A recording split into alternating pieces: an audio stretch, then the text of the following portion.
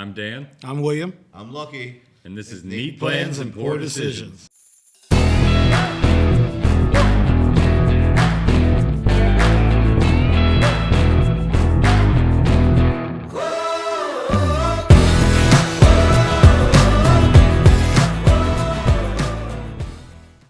All right, welcome to our first ever episode, Neat Plans and Poor Decisions.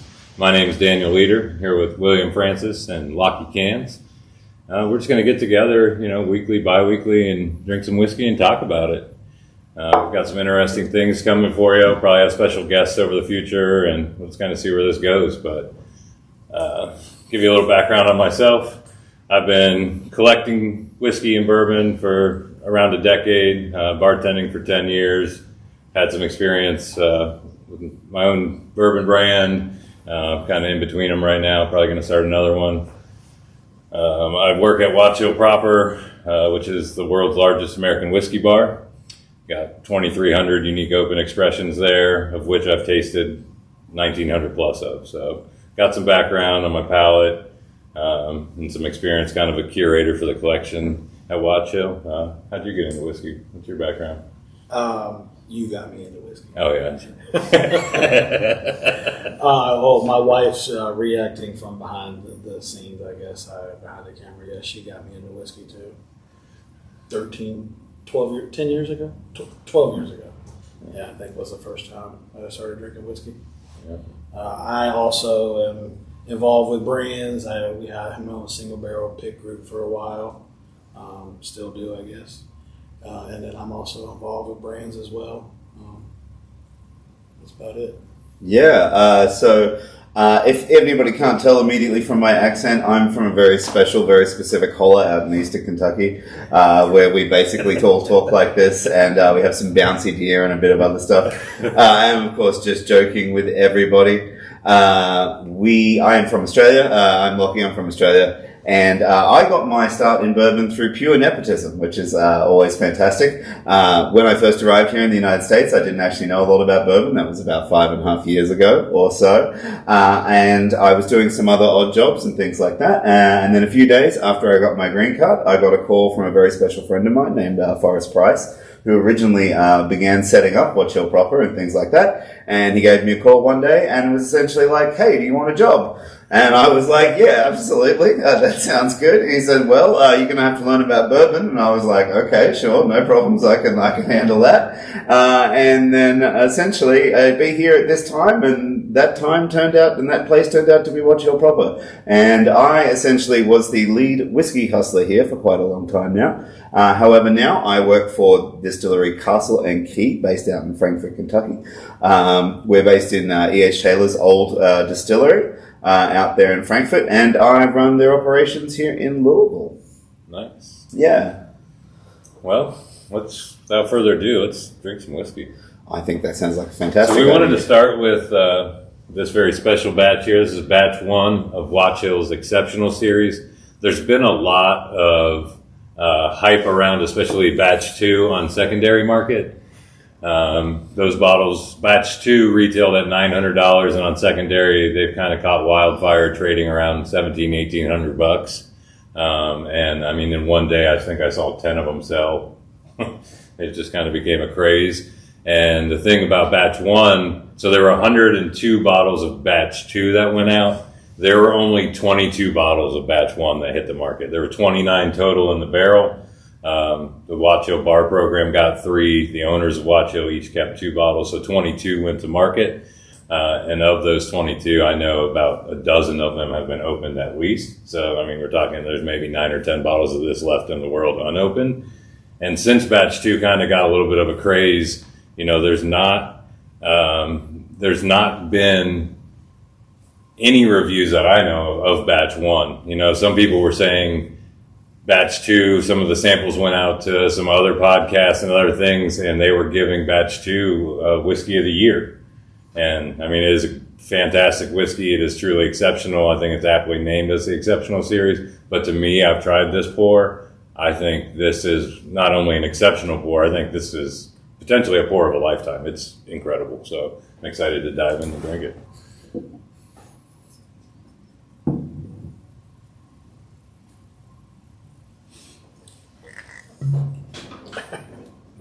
There we go. And that is our first uncorking for our first ever podcast. So personally, I'm excited. You get the big pour. It's your bottle.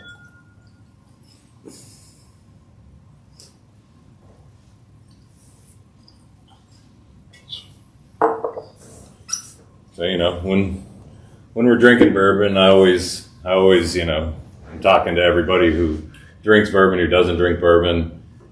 First thing I'm doing when I dive in on a glass like this, I'm first of all going to look at the color, and the color on this is really exceptional. It's absolutely spectacular. It is super dark amber colored. It's really pretty in the glass. It's got some really nice long legs on it too. And then the second thing I do is what I call the snob sniff. I use the same thing for wine. When I'm smelling a bourbon, I want to open my mouth and smell it. I want to not get blocked out with the alcohol vapors and kind of ruin my palate. I want to run it across my palate and taste it. So, wow. Yeah. Immediately on the nose, incredibly complex, which is absolutely fantastic. Yeah, and for this being 146.15 proof, I wouldn't necessarily guess that on the nose. It doesn't burn me out like you would expect something. Yeah, I'd expect it to be blowing my nose up. I would need a tissue. Man, it is that's rich as could possibly be. Complex is a good word. I mean, I'm pulling huge notes of vanilla immediately to me. I get a lot of brown sugar. Brown sugar, just a sort of mingling of sweetnesses. I'm such a fangirl of this one, it's hard for me to describe. This is maybe one of the best things I've ever tasted. Well, let's dive on it.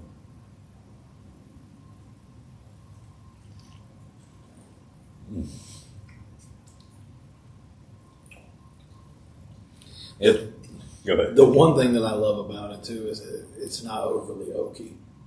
No, I mean, surprisingly, 20 years in a and barrel. you could easily expect that for a 20-year whiskey. For it to most 20 years are, typically pushing that over oak phase. How many bottles do you think, on average, you'd be pulling out of a particular barrel at 20 years? I would estimate somewhere around 40, 45. I mean, between 40 and 100, probably. It depends on where it was in the rick house and how much evaporation you've had.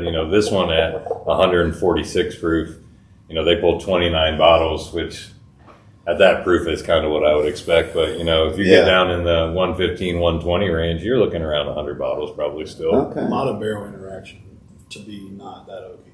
Man, I'm getting... So I've drank this a few times now, and I've enjoyed the heck out of it every time. And this might be the most enjoyable to me. I think it has one of the best front palates I've ever tasted. A lot going on. Something I've never picked up before that I'm tasting now. I'm getting this it's got some breakfasty notes to me, like a really nice pancake with powdered sugar kind of thing going on. The only thing I've ever had that this compares to is probably old sourced Willet. Like some of the old medleys and stuff like that. Mm-hmm. I've certainly had nothing in the 20-year range that has tasted anywhere near as good as this. Yeah, I have been very, very lucky and very, very privileged working at Watch Hill, similar to you, Dan, to be able to taste some whiskies and things like that are in that range, where we fully understand that we come from a little bit of a place of privilege on that front, and that not everybody listening might have had a chance to try something of that age statement. But we certainly hope that you do. We certainly hope that one day you get the privilege of enjoying something like that. But for me, this is absolutely exceptional. Like fig jam on the nose. Yeah, it does have those big dark fruit, sweet dark fruit. And that fig jam is a good call. What about on the palate? Are you pulling out some different notes there? To me, that vanilla is still riding high as it did on the nose, but there's some other complexities happening here. I don't think, don't get me wrong when I say it's not overly oaky. It does have some oak to it, but it's not overpowering. Yeah. No, it doesn't have any of that bitterness or anything along those lines that would normally be introduced if it was super, super oaky. And I really feel like this is one, you taste in the glass, you set the glass down, and for 5 minutes after, like it just goes on. Like it's still developing on my palate after the fact. Like, and that's what one of the marquees of like a truly exceptional whiskey that I'm looking for is I want something that has a finish that I want to wake up tomorrow and taste it. You know, like I wanted to have that kind of finish, and I feel like this is exactly that. There's only a few products out there I've ever had that. Some of my favorite years are like Michter's 20 year. Some of the best King of Kentucky's I've tasted. Those kind of products have that, and so does this. I think it gets better in the glass too. Yeah, I've enjoyed this over like an hour long time of it sitting in the glass, and it continues to get better. Yeah, like now, like I haven't had a sip here in about 45 seconds or a minute, and it's kind of, that vanilla is kind of going into like this frosting thing for me. Yeah, like, I'm getting more of like a straight vanilla bean. Yeah, as if on the nose, like, that's what I was catching. Like it's like straight, like that scrape off the bean kind of note, as opposed to like more general vanilla flower note or any of that kind of stuff. But that little bit of earthiness and things like that comes with that actual vanilla product.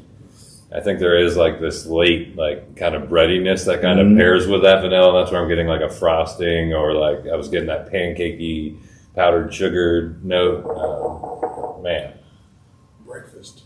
Yeah, like I was pulling some breakfast now. So are we calling it the Waffle House of bourbons, or sure. just? I don't know about Well, that. just because I love Waffle House so much, maybe. No, I don't mean that as any kind of dig towards the whiskey again. No, absolutely not. No, it is absolutely fantastic. All-star breakfast times 10. And for those of you out there that have tried batch 2, if you get the chance, there's only probably 20 pours left in the last bottle for the bar program at Watch Hill. I would hurry your butt over here and try and get a pour. If it's 300 a pour, 150 on the half pour, and worth every penny of that. Yeah, which is very expensive, but if you can swing it, I would highly recommend it. Yeah. I mean, you're trying a statement bourbon. You're trying something that you're not essentially going to get to try really ever again. If you are into bourbon and you do have a deep interest in bourbon and things like that, this is absolutely something that you're going to want to taste. You're going to get a very unique experience, and you can't frankly put a price on that. Like, for the cost of, like, you can try a lot of different things, you can buy a lot of different bottles and things like that, but for the truly exceptional bottles, you really want to just, save up a little bit and splurge a little bit for yourself and really get something that's special. It's definitely in that category of like pour of a lifetime-ish, you know? Like, I don't think that's crazy to say here. Right. I mean, this bottle had a retail value of $2,500, and I think that is apt. I think that's appropriate. Yes. I think it might be technically worth more than that just based on how limited the product is, too. We'll never know. Yeah, we won't. And the problem is it's going away fast, It's, I hate to say it, but it's probably the best thing I've ever tasted. Wow. That's a huge statement. And I would definitely 100% put it in the top 10 all-time pour for myself, probably top 5. It's in the conversation top 3, so I don't think it's at all a reach to say this is the best thing you've ever tasted. I mean, it's in that wheelhouse for sure. I'm going to go out with a slightly unpopular opinion. And go out. I would say it's top 10. I wouldn't say it's, for me personally, like within sort of that top 5 range, only because, and the only knock that I have against it at all, it's got some great complexity and things like that, but it has a fairly uniform mid and late palate flavor stage. I've tasted a lot of whiskeys and things like that who have distinct. My big thing in whiskey, and people can argue in comment sections or argument in things like that whether they think I'm correct or not. But I really love a distinct multiple flavor stage.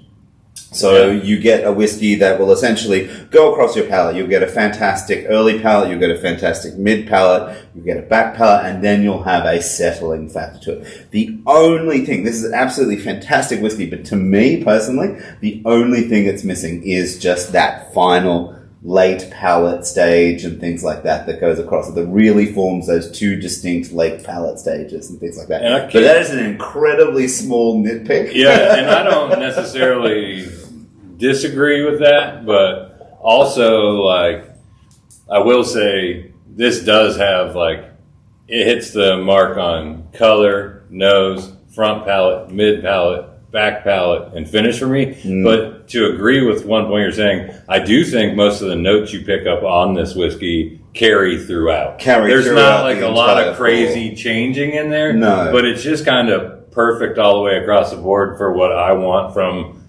an older, mature, expensive pour of bourbon. But I will say, maybe if there was a knock, yes, maybe there's not some of those extra layers.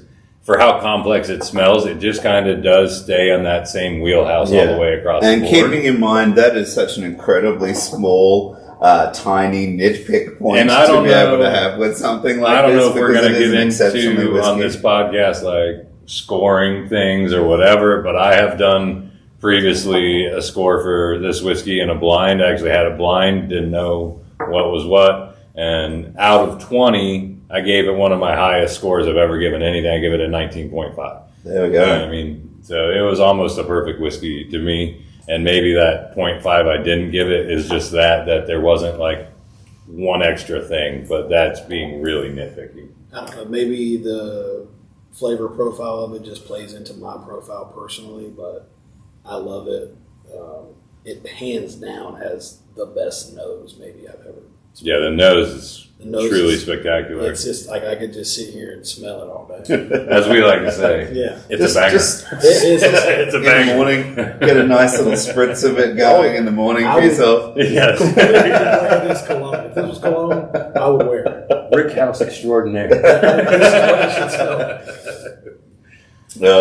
All right, so something we're going to do on the podcast that we think would be fun, and you guys might have seen the wheel hiding out back here. We're going to spin the wheel each time. We've got 10 samples on the board.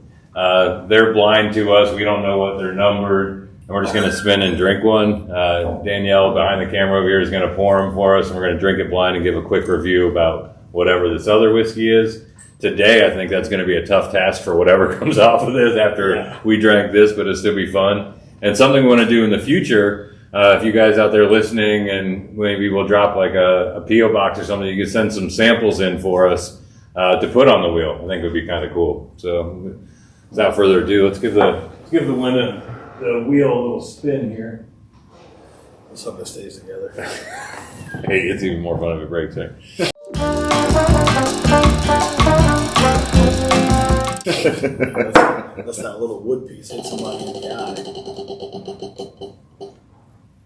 Number 8. Let's see. So Danielle's the only one in the room who knows what number 8 is currently. So we'll see. It could be bourbon, it could be rye.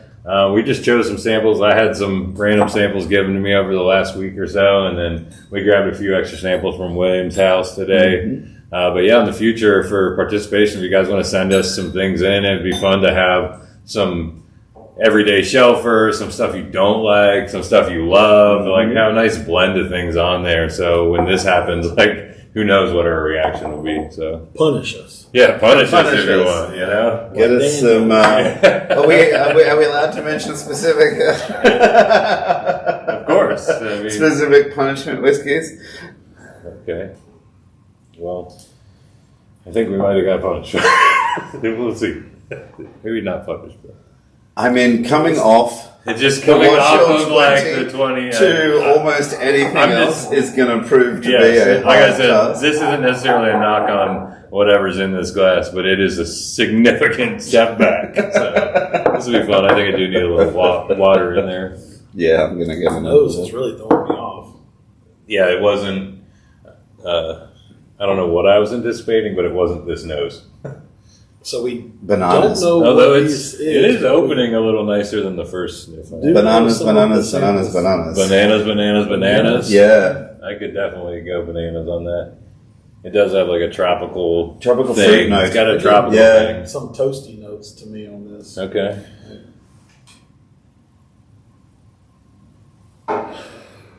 Almost. Not sure. There's a little baking spice with those tropical notes, which sometimes I've found lead me into rye a little honey on the palate. My goodness.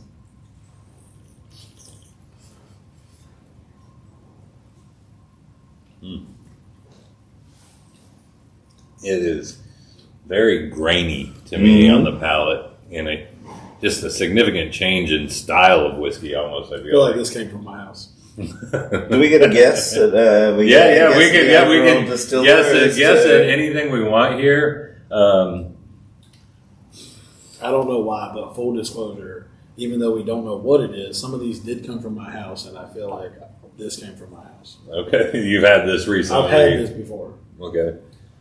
I mean, let's color on it makes me think it is not a significantly older product, maybe, but you never know. Could have been low in the Rick House, but it does seem light in color, but also same thing. We're coming off that 20 year that was so dark and rich. Anything's going to be light, but I think even for any regular whiskey, I feel like it's hair light for me. Coming down from the 140 proof that was 146-ish proof that this was, coming down to this, I feel like I've gone down to an 80 proof somehow. I know it's not, of course, but coming down from that, I think we're proofing right around 110, 115. I think we're about 110. I'm getting rye notes on this. Yeah. Me too. That's what. And when we get those, something I've discovered from doing a lot of the blind tastings I've been doing recently is, normally those rye notes you get are going to be the herbaceous notes, the minty notes, and then the other side that's like toasty sweet. But there's these other notes that we've been catching in ryes and blinds, which are tropical or lemon notes. And like on the nose, I got a few of those. On the palate, I get a few of those, but I'm not like dead ringing it as a rye necessarily. I am going to go out on that plank and absolutely go with the rye. Immediately I'm getting, like I said, there was a lot of that honey and things like that. I got a lot of the tropical fruit, a lot of the bananas and things like that on the nose, but I'm immediately getting that rye duskiness, that undergroundy note. I personally call it underground note. It's got a bit of that vegetalness and things like that to it that's going to be present in a rye. So I can be completely wrong, but I'm absolutely going to go out on the plank and say that this is a rye. I feel like I taste some grassiness to it. Yeah. I could get there. I'm just not 1,000% convinced myself that we're 100% rye. Consider, I don't know what was in there, the total, like what all the samples were. Still so much honey on the back end to me. I get like some lemongrass. I get such a grainy mid palate and like milled grain. Like I don't know what it is.